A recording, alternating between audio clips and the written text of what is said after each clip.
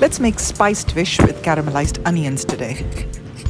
Sprinkle your fish steaks with a mix of turmeric, chili powder, mango powder, coriander powder, and some salt. Now set them aside. Next, caramelize an insane amount of Bombay red onions until nice and golden brown.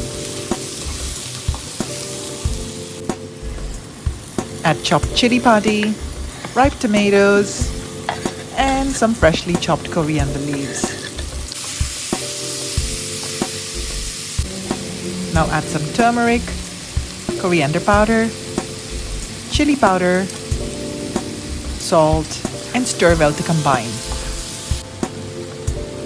Place the marinated fish steaks on top. Cover and cook for about 10 minutes. Serve hot with steamed rice or chapatis.